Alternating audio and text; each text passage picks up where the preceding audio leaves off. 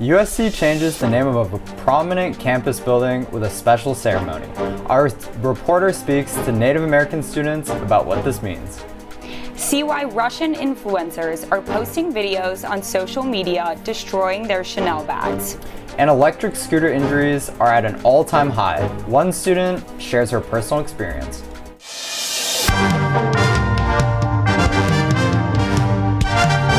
Annenberg TV News is next.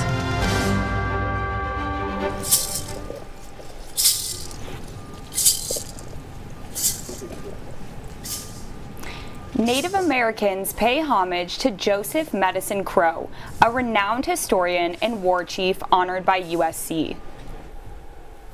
The building formerly known as the Von Kleidsman Center was dedicated today, the Joseph Medicine Crown Center. Good evening, I'm Evan WYNO. And I'm Lizzie Reisinger. Reporter Anisha Banerjee attended the event in Alumni Park, where about 100 people gathered for the dedication. Hi Lizzie, I spoke with President FOLT earlier this afternoon. She said the new name will represent peace and unity for generations to come. When I came here, I learned about that protest the day of my inauguration, and I thought, wow, this is something we can really do better. And when the committee brought forward Dr. Joseph Medicine Crow, it was just like you can't imagine, it was like a coming together of things that mattered to so many people and mattered to me too. This familiar building on campus has a brand new name, the Joseph Medicine Crow Center for International and Public Affairs. The building is being renamed after the late Dr. Joseph Medicine Crow, the last war chief of the Crow tribe and alumni of USC. He was an American writer and soldier awarded the Presidential Medal of Freedom in 2009. I hope that it spurs discussion, and I hope that it kind of spurs that education that is needed in this community. He represents a lot of our Native elders, and I can see my grandparents in him. Such a thing as a building renaming can seem so little in a lot of people's eyes, but I think for a lot of Natives on campus, it's so much more than that. Especially being able to see in print something with your identity on it is very, very important. While Indigenous students are happy about the name dedication, they emphasize that this is only a start. They said a lot of work still needs to be done for inclusivity and diversity on campus. Russia is shifting its focus to eastern Ukraine. The mayor of the Ukrainian port city of Mariupol said the Russian siege has killed more than 10,000 civilians there. He predicts the death toll could surpass 20,000 soon. Meanwhile, Russian influencers are accusing fashion brand Chanel of discrimination. Many international companies, including Chanel, have suspended business in Russia in response to the invasion. Chanel's policy even extends to customers buying goods outside of Russia. In protest, Russian influencers filmed themselves cutting up their Chanel bags. The videos have gone viral online, prompting a response from the brand. The company apologized for, quote, any misunderstanding this may have caused, as welcoming all our clients, regardless of where they come from, is a priority for Chanel, end quote. Chanel says it is working to improve procedures. It has nothing to do with the question of Russophobia. This is specifically just the part of sanctioning campaign they've been imposing on on Western luxury items to prevent further Vladimir Putin's aggression in Ukraine. Some social media users have reacted negatively to the videos, citing the insensitivity of the content. President Joe Biden extended the pause on student loan payments until August 31st. The news brought some relief to some, but others say it's still not enough.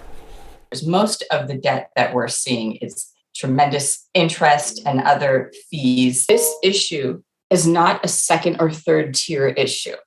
For this reason, the Biden administration can either spend the next 3 years trying to revive this dead horse of a lending system, or spend the next 7 years reshaping education finance in this country. The Education Department reports that 43 million Americans carry student debt to the tune of about $1.8 trillion.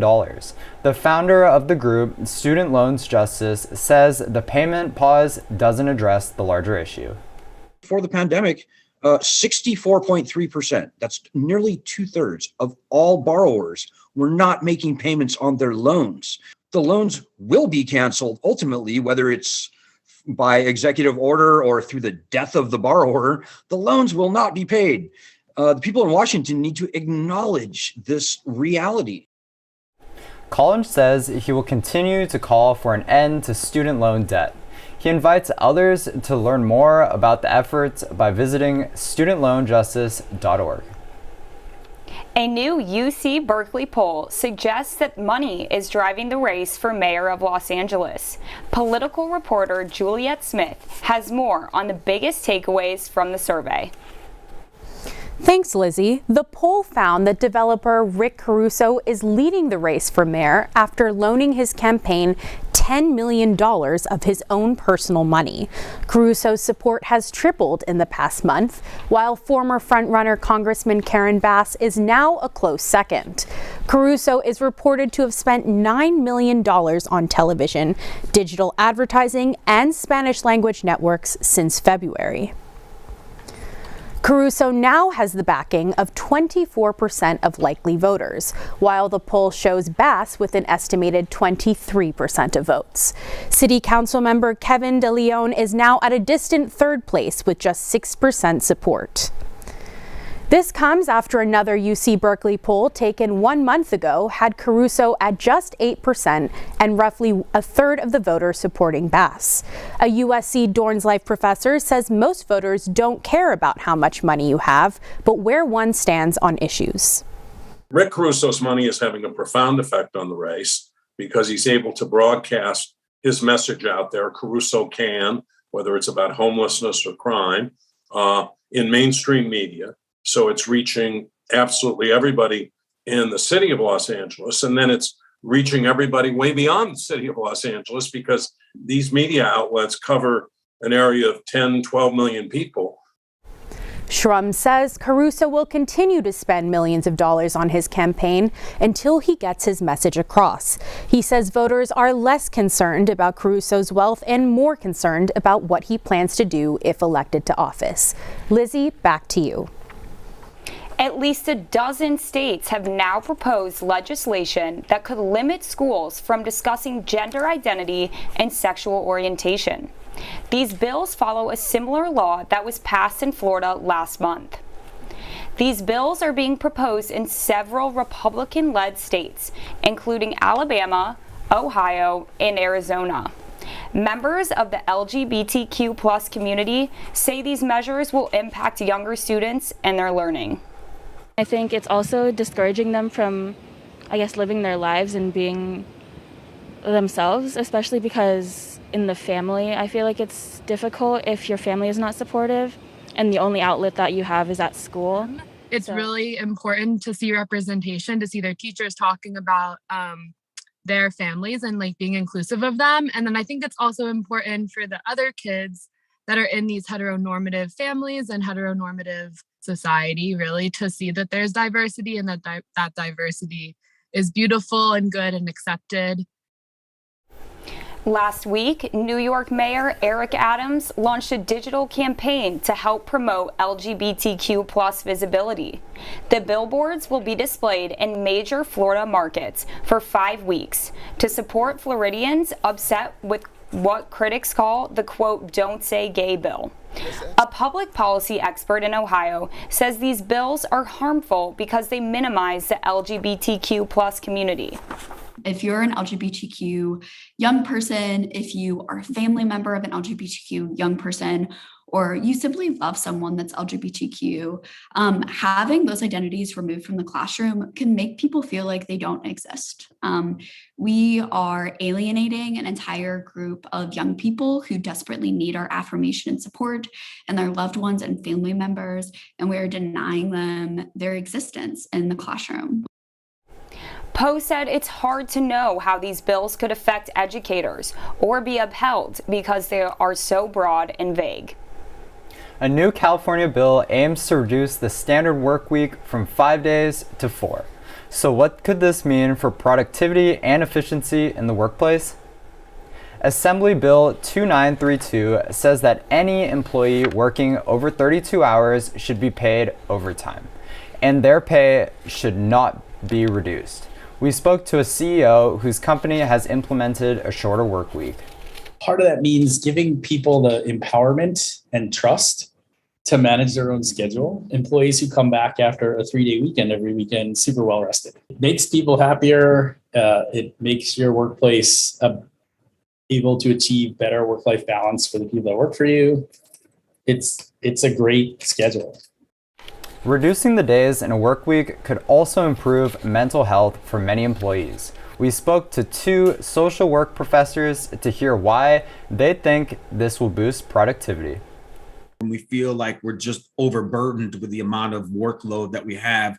The work suffers because we can't quite pay attention to the finer details. Perhaps we're not our full self. They're burned out. They're angry. They're resentful. They're not carrying out they're just quickly wanting to get things done. They're not as efficient. Giving employees 1 extra day to relax could make all the difference in improving workplace culture. Bill 2932 is just one step towards making work more enjoyable for employees. Electric scooter injuries are on the rise. Hear more about scooter injuries involving students next. USC is holding free dentist clinics. Find out how this impacts the unhoused and at-risk veterans. Plus, hear why a local animal shelter is urging parents not to adopt bunnies for Easter.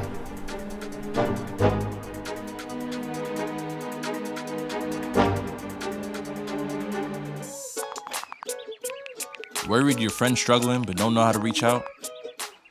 You could say how are you or get a fake tattoo. You could ask with an app if it works for you.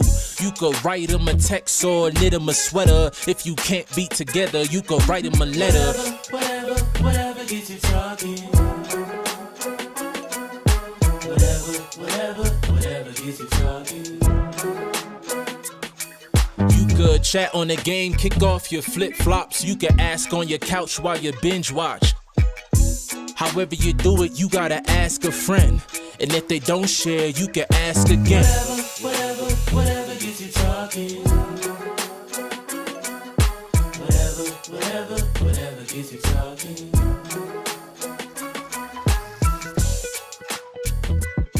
There are a lot of ways to reach out to a friend about their mental health. Learn how you can help at seizetheawkward.org.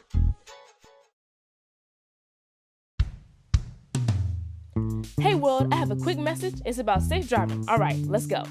Anytime you're driving, have the seatbelt buckled tight. Both hands on the wheel and your phone out of sight. When not in your hand trying to text somebody back. Because if you do, your car might get smacked. The moral of the story, just put your phone down. The people on the road will stay safe and sound. Put your phone down, put your phone down. People on the road will stay safe and sound. Yeah.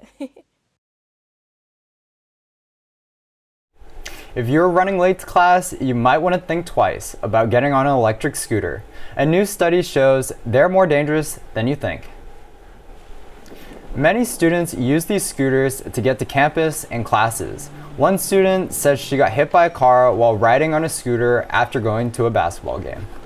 We were on the sidewalk because we didn't want to get hit by a car, you know. We wanted to stay away from the street and all that, and then we saw a car coming from the garage, so we were braking, and then the car didn't see us. I guess they didn't turn left or right, and they just slammed into us. A UCLA study found that before 2018, there were at most 13 injuries from e-scooters in a year. During 2018, they recorded 595 injuries. And in 2019, the number of injuries increased to 672. There is existing data on injury rates when you're riding a bicycle or when you're walking or when you're driving a car or when you're riding a motorcycle. We were able to calculate this injury rate when you're riding these electric scooters, and it was much higher than we thought. It was actually as high as the injury rate for riding motorcycles. Researchers said most injuries were to the head, legs, arms, and hands. USC's Mobile Dental Clinic, in partnership with Village for Vets, stopped in Westwood today, providing care for unhoused and at-risk veterans. While the Veterans Administration covers most forms of health care, dental is often not included. Dental care is extremely expensive, making it widely inaccessible to low-income groups like veterans. The mobile clinic's been really successful. Last time, which was a year ago that we held our first clinic, we were able to assist 57 veterans in a week's period. And it's not just low-level dental care, it's actually fairly significant dental care. We started last Tuesday, Wednesday, and we were setting up those days. Starting on Thursday, we were doing the exams, the x-rays, and then the cleanings for the veterans. And then this week, we are doing their fillings, any extractions, whether surgical extractions of teeth or regular extractions. More than 80 veterans took advantage of the mobile clinic today. ESA, the Environmental Student Assembly, is hosting an Earth Month event tonight, featuring Patagonia, a drag queen and intersectionalist environmentalist. The president of ESA said they wanted to provide students with a diverse perspective this year.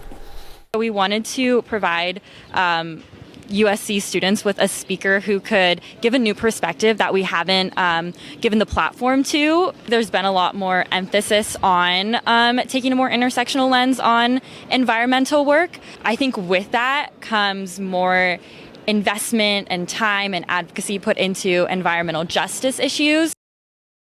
The event will feature a lecture, Q&A, and a drag queen performance. The Earth Month event will kick off at 7 p.m. tonight in Bovard Auditorium, and it is open to all students. So Justin, I know last week was pretty scorching, but how's this week looking? Oh my gosh, well Evan, tell me about it. It was so hot last week, and this week, I don't want to spoil too much, but I don't think it's going to be as hot. Right now, it is 63 degrees outside with 55% humidity, and let's take a look at our 5-day forecast.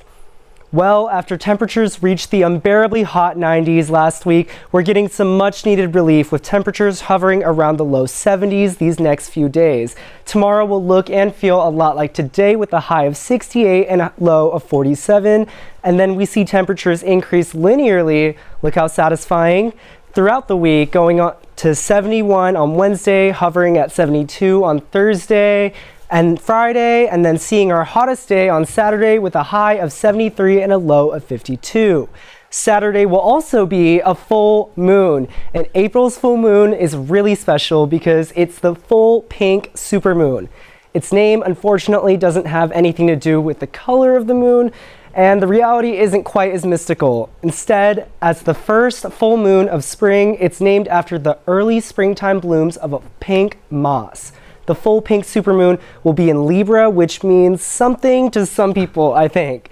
Anyways, Gavin, take it away. Thanks, Justin. Looking forward to seeing that moon. Trojan basketball standouts are headed to the pros. USC baseball ran into a buzzsaw this weekend, and Frank Vogel is out as head coach of the Lakers. All that and more coming up next on Sports.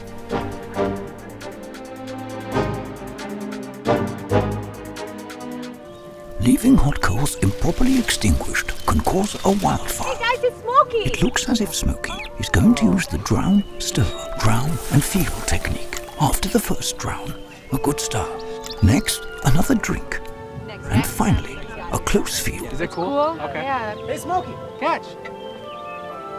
Oh, my bad, Smokey. Only you can prevent wildfires. When I was your age, I was just like you, fascinated by stars.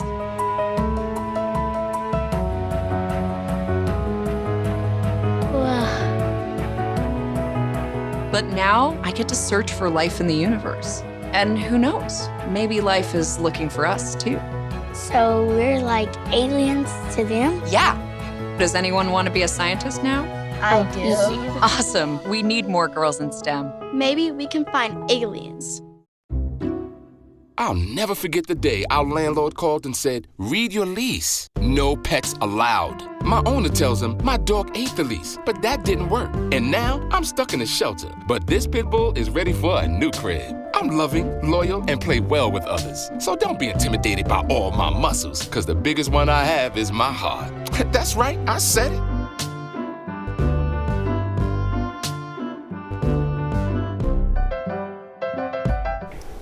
Welcome back to ATVN Sports. It's your boy, the voice of Troy, Gavin Murillo, live from Los Angeles. And I'm Colin Sortino. And today we've got lots of action-packed awesomeness to unpack. So let's get to it. It's a new day in LA. The Los Angeles Lakers announced that they are parting ways with head coach Frank Vogel after 3 seasons with the team. The move comes after a disappointing season where the Lakers won only 33 games. The newest addition to LA's star-studded squad included former MVP Russell Westbrook and all-NBA point guard Carmelo Anthony. But there would be no Hollywood ending for the Lake Show this year, as the team would be eliminated from playoff contention. Both Vogel and LeBron James shared their thoughts on the news. My reaction is I haven't been told, and I'm going to enjoy tonight's game, celebrate what these young guys did in terms of scratching the claw and getting back in this game, getting a W, and we'll deal with tomorrow. You can't worry about what's going on outside and how people feel and things of that nature. So it's a lot of things that could be done a certain way, could be done better this way or that way, but when decisions is made, you're never gonna make everybody happy. So it's just the way it is. Vogel won the 2020 NBA championship with the Lakers during COVID-19 in the bubble and is expected to be a head coaching candidate again in future NBA cycles. Meanwhile, the Lakers' search for a new coach is expected to be lengthy and expansive. So obviously there's no frontrunner right now for the Lakers head coach. A couple of names are being tossed out there, like Nick Nurse from the Raptors, also a few college coaches. But why do you think the Lakers really couldn't get it done this season? Well, Gavin, I think it just has to go down with the transition defense. I mean, it's been horrible. I mean, when you have Russell Westbrook playing and just how abysmal he's been all around, and then you get Anthony Davis who's hurt, and when he's healthy, he's not even playing good defense. So I think it has to do with the defense, and also they could have made some trades last year. They could have gotten Kyle Lowry. I mean, he's a good three-point shooter. He also would help the team a lot defensively. And I think this team is just old, man. What do you think? Totally agree with you on there. A lot to be done on the defensive side of the ball. LeBron is on the Mount Rushmore of NBA players, period. But I think what the Lakers really need, if they want to make a swift change, is some actual shooters. But on to USC basketball. As the transfer portal is opened, the NBA draft is upon us, and the Hoopers of Troy are making some major moves all across the country. Ethan Anderson and Max Agbompolo will be joining Cowboy Joe next season after both announced that they will be transferring to the University of Wyoming. While some Trojans are making moves to other schools, other USC standouts are jumping to the pros. Isaiah Mobley has announced that he is looking to make a splash after officially declaring for the NBA draft. Along with Mobley, sharpshooter Drew Peterson and big body forward Chavez Goodwin have also declared after being key contributors for the Trojans this season. The announcement comes roughly 2 months before the NBA draft, which will take place on Thursday, June 23rd. Over to women's volleyball. USC Beach Volleyball swept Oregon and shut out Arizona on Sunday to remain perfect over the weekend. The women of Troy improved to a cool 23-1 this season. The Trojans have now won 22 consecutive duels, which ranks 3rd in school history. Among standouts were Tina Gradina and Sammy Slater, who have won 19 straight at the top court. And in the number 2 position, Sammy Slater and Megan Kraft defeated Arizona and Oregon to remain undefeated at 16-0. And these Trojans will travel to San Luis Obispo next weekend for the Center of Effort Challenge. The Trojans will play LMU, Cal Poly, Florida State, and UCLA. Games start at 12:30 p.m. Now to a more depressing story. USC baseball got roughed up over the weekend, dropping all 3 games to Oregon State. They fall to 17-12 and are now 4-8 in conference play. This usually productive Trojan offense was absolutely stymied by Beaver pitching, as Oregon State starters allowed only 2 runs across 17 innings. Their streak of scoring at least 6 runs per game was snapped at 8 games, as they mustered just 6 runs over the entire weekend. On the pitching side, USC did a decent job at preventing runs early in games, but the bullpen left a lot to be desired. And yes, it was this bullpen this week that was the problem, and usually it was the starters, but Stromsburg and Hurley had good games, and it seems like with every series they play against Pac-12 teams, it's something different that occurs that's wrong. This team has lost 3 consecutive series against Pac-12 teams. This can't happen anymore. USC baseball has to get it together, and this team will rebound when they travel to CSUN for a matinee game tomorrow. Coverage begins at 3 p.m. Wow. Well, that's all we got for sports. Stay tuned to hear from this week's talented Trojan involving 3D printing.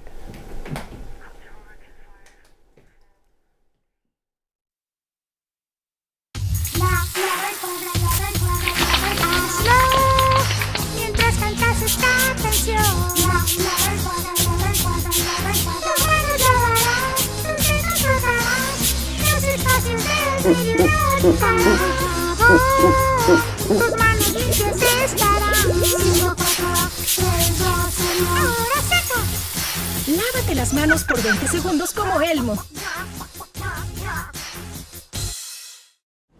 Hay algo especial acerca de este lugar. Se siente como un hogar, una sala debajo del cielo y los árboles. Rodeado de aire fresco y la naturaleza. Todo aquí para que lo disfrutemos y para que lo cuidemos. Tenemos la responsabilidad de cuidar de esta tierra que llamamos casa, de preservarla para las generaciones que vienen. Cada acción pequeña contribuye para un cambio mayor y cada uno de nosotros podemos hacer la diferencia. Hay algo especial acerca de este bosque. Es un lugar donde se hacen recuerdos y juntos podemos preservarla y protegerla. This week's Trojan talent is Brendan Kim, a member of the USC 3D for E Club, a 3D printing club. Kim's 3D printing work ranges from fun toys to prosthetic hands for children at the LA Children's Hospital. We'll meet the patients in the village and we'll ask them what kind of theme would you like. Most recently we've had a Fast and Furious theme. We've had a Spider-Man theme recently as well. And we 3D print these prosthetics, scale it to our patients, and then we deliver them it's about a month-long process. When you actually deliver it to the patient and you see them actually try it out, it's a really cool experience. USC's chapter of 3D for E will host their showcase via Zoom on April 21st at 7 p.m. The event is open to everyone, and you can find the details on their Instagram at 3D4E_USC. Think twice before adopting a bunny for Easter. Animal rescue organizations in Southern California are urging people to avoid purchasing or adopting bunnies as Easter gifts. They warn about the difficulties of properly caring for bunnies, as most bunnies end up abandoned. They suggest that people should look into fostering a bunny before they commit to owning one. Do your research first about how to care for baby bunnies, first of all, and always get a rabbit from a rescue group or shelter. Want to have bunnies, make sure you get 2. Bunnies are very social creatures. If you wouldn't put a cat in the place where you want to put the bunny, that means the place is wrong for the bunny. For more information on these organizations, check out their websites at larabbits.org and bunnyworldfoundation.org. Thanks for watching Annenberg TV News. From everybody here at Annenberg Media, I'm Evan WYNO. And I'm Lizzie Reisinger. For more coverage, watch and subscribe to our YouTube channel at youtube.com/Annenberg Media. Good night.